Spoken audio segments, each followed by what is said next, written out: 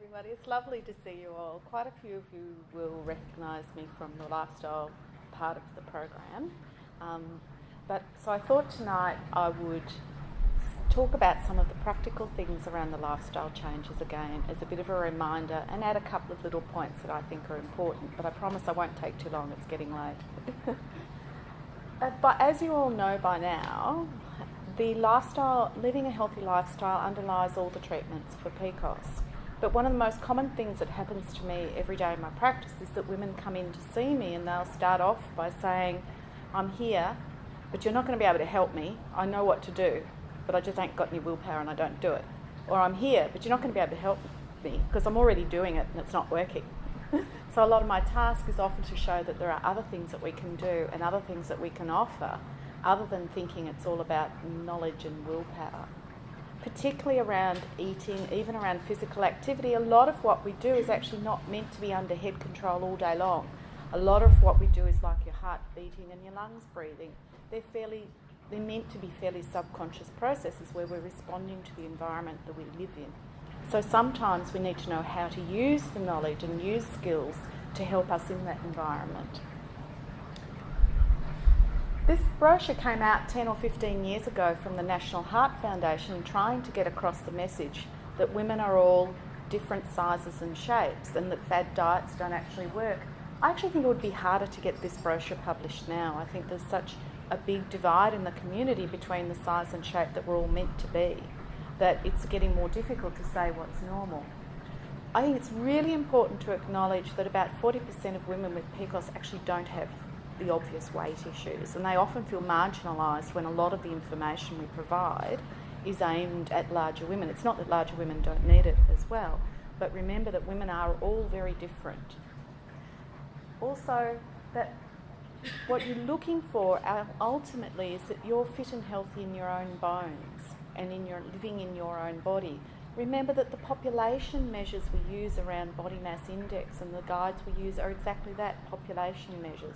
They may not entirely fit you as an individual, but you will have a good sense of what fit and healthy in your own bones means. I think that's particularly important for PCOS because there is a lot of confusion around these issues within the community. So weight can be an important part of looking after PCOS, but I tend to turn it around the other way and say live fit, well and healthy, and from that allow your weight to come to a better place, rather than trying to drive down your weight rapidly, which has that potential of rapid regain and dieting and so forth. My other thing is that we hear very simplistic marketed messages that it's all about energy in and energy out today. That if I eat the right food today and I exercise the right amount, they'll trade off against each other and, my body will change by this many kilos based on how many kilojoules. If it was that easy, we'd all go in and out and up and down every single day. Fat tissue actually changes slowly, and it's more like our bodies are this metabolic pot that are very complicated, and they're averaging out many individual factors. They're averaging out your genetic tendencies. PCOS hormones have a big impact. We know that sleep impacts, stress impacts, the way we eat and exercise are important. We know the way we feel about our body and all that great stuff that Mandy's talked about, the way you feel about yourself, impact on your ability to care for yourself. And your weight is actually the outcome over time of all those factors. So it's the big picture that actually makes the difference, not the odd extra bit of chocolate cake. It's my son's feet. Our world has changed, and one of those big changes is we're not bobbing up and down all day anymore. We don't even lift the washing and take it out to the line. We don't even go to the television and turn the knob. And in fact, it's those little times that we bob up and down during the day that actually keep our metabolisms working well. So it's not just how much exercise you get a day. It's also what is your background of your lifestyle like? Are you someone who's on your feet all day, or do you drive and have a sedentary job? Because your needs for physical exercise and activity will probably be different. And just understanding that some of this is the impact of the world that we're living in, which is why when we see population guidelines for exercise, at the moment I think we're up to 60 minutes a day of exercise to keep us fit and healthy. The problem with that is we hear that and go, oh, I can't even do 20 minutes, how am I going to do 60?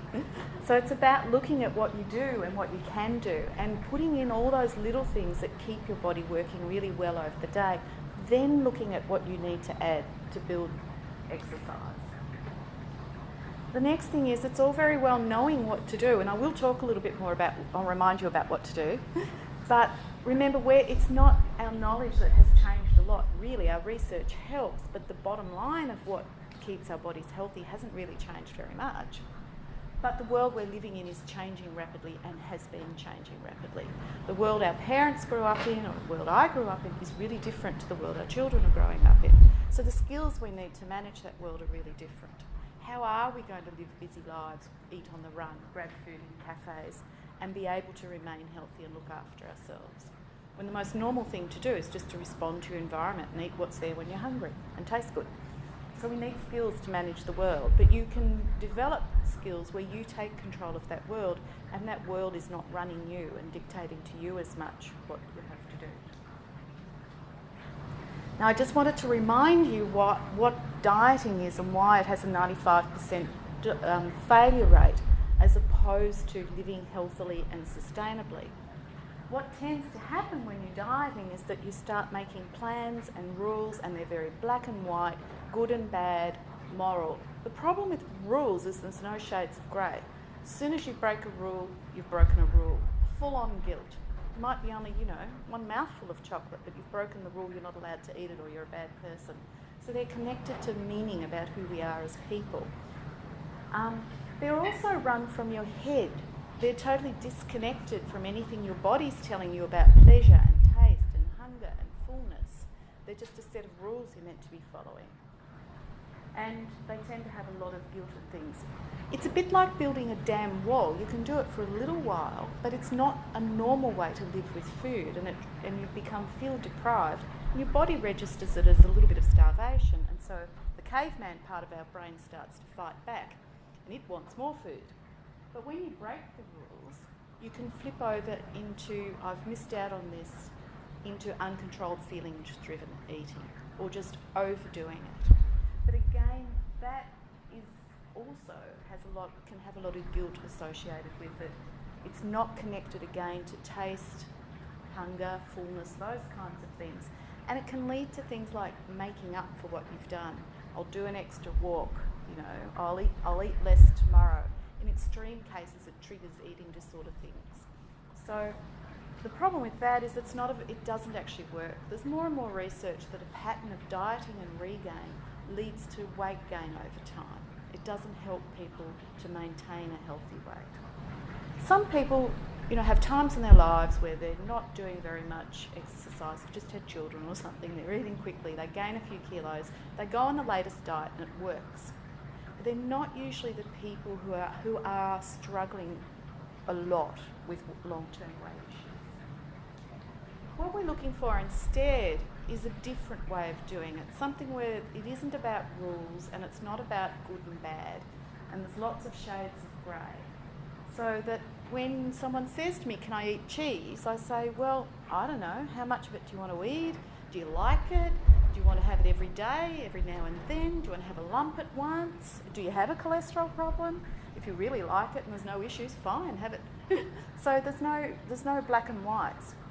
Food really isn't good and bad. Once we digest it and absorb it, it all becomes hydrogen and nitrogen and oxygen, and our bodies are built from basic compounds. We don't know whether the glucose in our liver came from a piece of fruit or a boiled lolly. So we need to keep in mind that it's the big picture that matters. It does matter that we eat healthily foods every day of their lives, but sometimes we have the other foods and they're fine. They all get averaged out. The main thing about this is some connection to your body and your understanding of food that you love, so that everything you eat is food that you love. It's not, this is good food, this is bad food, but I really like it. So that all the food you eat is food you particularly like. The problem with PCOS is that it interrupts normal hunger and fullness signals. So I'll talk in a minute a bit more about what can help to stabilise that. But ultimately you want to have a good sense of, am I hungry? Why am I eating? So a dietitian might hand you something like this, or a women's magazine, I hand you something like this where it tells you what to eat at different snacks and meals. It's how you use it that actually matters. If you turn it into a set of black and white rules, and if you break the rule, you're in trouble, then that's a diet. If you use it as a bit of a sensible idea, a bit of planning, this is what I think I'd like to have a lot of the time, but it's not black and white, it's not a set of rules, and if you do go out and have a big night out with friends or a takeaway meal or grab something for afternoon tea, you don't feel guilty because this is just part of the picture. So sometimes we need structure, but trying not to turn it into a set of rules. When PCOS hormones are chaotic and your lifestyle has become chaotic, your eating's become a bit chaotic, I usually recommend starting with that idea of stabilising your blood sugar swings over the day, which is going to stabilise your insulin levels, which is then going to stabilise your other hormones, which will hopefully help things like your mood, your energy, your appetite, and those things. So to do that, we're talking about spreading the food load over the day, eating regularly enough that you're not going for hours and getting starving and then having huge quantities. And then that what you eat is slowly digested and absorbed and everything's released slowly into your system, so everything in your blood is happening gently. And that's what we're after. So some people need snacks, other people don't. Most people need afternoon tea because it's a long time between lunch and dinner. Your aim is to arrive at dinner at night, you're not starving hungry, or to get to mid-afternoon and you're not needing the whole chocolate in the bottom of the drawer. So your aim is to eat when you need to eat over the day to achieve that a steady appetite, good levels of energy and blood sugar control. Then what you eat is fairly balanced. So plenty of fruit and vegetables, make them number one. I don't tend to worry too much about the glycemic index of fruit and vegetables because basically plenty of fruit and vegetables. The glycemic index just tells us about cereal foods, other foods where you get a slower rise in blood sugars when you eat them. So that's quite a useful idea, but we don't have to ban carbohydrate. Everybody's scared of carbohydrate. But you also don't want to overdo it. In particular, lots of muffins and croissants and biscuits and muesli bars and big serves of pasta with bread on the side. We're all over eating starchy food. But there's nothing inherently wrong with carbohydrate. You can eat it with PCOS, but you will be sensitive to it and you'll have to manage it. The protein part of the meal is really important with PCOS because that's what leaves you satisfied. If it's a snack and you're hungry, a bit of fruit won't do it, but if you put some nuts with it or some yogurt with it, you'll be satisfied. And that's really important with the PCOS. And then using healthy types of fats and oils. And foods for taste and pleasure sometimes, but not as a major part of your and it will be very individual how much of it you'll get away with or not. So it's very similar, but slightly more focused than what you would say to anyone in the population. But the tricky bit, as I said, is doing that. If you're going to a cafe, how do you get your fruit and veggies, that type of thing? Food on the run. The bit we all get confused about is how much food to eat. Do we count things? Do we measure things? Do we follow plans? Sometimes when you're not sure how much food to eat, it can be helpful to have an idea of how much food, but generally what you're aiming for is that you're just nicely hungry when you start to eat, you're about 80% full, just satisfied when you stop, you're not stuffed, and you can eat more again later when you're hungry again if you want. So you're not missing out. We're surrounded by food. So, but that, you might need advice about that if you're confused about it. Or you might need to experiment with what it means to you. Sometimes with PCOS hormones, your stomachs get used to eating a lot of food because it's been driving your appetite. And you might have to reduce your portion sizes for a while for your stomachs to get used to being satisfied with a little bit less food at a time. A lot of what I talk to women about, though, is once we've kind of understand and done some practical things around that, eating behaviour is the other part of the equation we often forget about. Eating's really complex, it's driven by many things, but there are some ways we can think about it that can help, because often the issue for someone struggling with their weight is not whether there's 2 more grams of fat in what they just ate. It's a little habit like having a bit of chocolate in front of the TV every night without thinking about it, or opening a bottle for a glass of wine but then needing to finish the bottle each night. It's the habits that we have every day that actually add up over time. So sometimes it helps to think about, we want to eat a lot when we're hungry, but it's normal to eat in other circumstances as well. Some of our eating could be called sort of mindless. You don't think about it. You go to the petrol station, you buy some chocolate. You know, you just automatically finish everything on the plate at night, and you always give a big serving size. You know, whenever you sit down at the TV, it's linked to the eating. Those types of things, or you stand in the kitchen nibbling, or you're cooking and you're nibbling. Well, you're not really thinking about it a lot. You might be or might not be hungry, and it's just the food is there, it's close to you, and it just triggers a bit of that kind of eating. A little bit of it's fine. If you do it a lot, like if you're tired, or it's replacing meals and snacks because you're busy and on the run, then it adds up over time. Also then the people, so again it's a whole spectrum. Some people do a little bit, some people do a bit more. Some people it moves over into emotional eating where the way they eat is a part of their emotional life each day. So whenever they feel bored or angry or upset, food tends to be, food works, instant, available and makes you feel good. Why not? But over time that can become a way of living with food that might not be so helpful. And often in that case it can be more difficult to change because it's performing an important role in your emotional life.